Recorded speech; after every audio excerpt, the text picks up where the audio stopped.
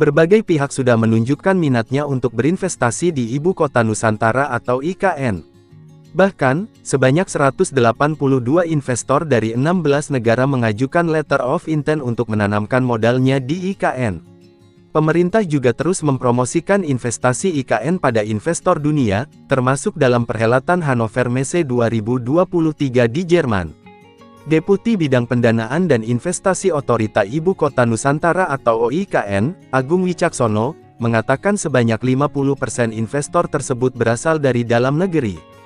Sementara 50% lainnya berasal dari berbagai negara, di antaranya Singapura, Malaysia, Amerika, Prancis, dan Cina. Kendati demikian, masih banyak investor yang masih menunggu kepastian pembangunan IKN. Deputi Bidang Promosi Penanaman Modal Kementerian Investasi, Badan Koordinasi Penanaman Modal Nurul Ikhwan mengatakan, investor membutuhkan kepastian mengenai keuntungan yang bisa diperoleh.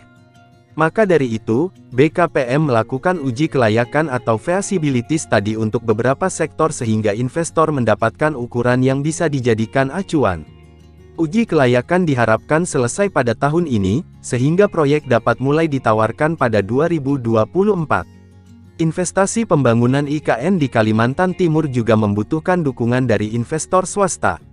Mengacu pada rencana, 80% pendanaan IKN akan berasal dari investasi swasta. Sedangkan 20% lainnya dari anggaran negara. Jadi kalau IKN yang sudah ada master plan-nya, kemudian pembagian areanya yang ada, investasi yang dibutuhkan sekitar 500 miliar dolar itu datangnya tidak bisa dari pemerintah semua, kata Nurul di Jakarta. Nanti kita akan melakukan uji kelayakan supaya investor tahu berapa payback period, lama pengembalian modal, dan internal rate of return potensi tingkat keuntungan. Adapun, beberapa area yang akan segera ditawarkan atau ready to offer adalah fasilitas penunjang seperti perumahan atau pusat perbelanjaan. Seperti misalnya mall, kalau ada mall yang bagus dengan jarak misalnya 1 jam perjalanan dari Balikpapan ke IKN itu juga menjadi prospek, ujar Nurul. Dia juga mengatakan, saat ini salah satu alasan beberapa investor masih ragu berinvestasi di IKN adalah mengenai keberlanjutan proyek IKN setelah pemilihan presiden 2024 mendatang. Namun nyatanya, pembangunan IKN sudah diatur dalam Undang-Undang Nomor 3 Tahun 2022 tentang Ibu Kota Negara UU IKN pada tanggal 15 Februari tahun 2022. Dengan demikian, pergantian kedudukan presiden tidak akan berpengaruh kepada keberlanjutan proyek IKN.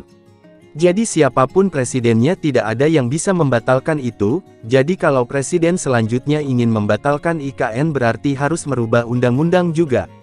Jadi siapapun presidennya, IKN ini akan terus berlanjut. Show must go on. Tapi banyak investor yang tidak tahu itu, katanya.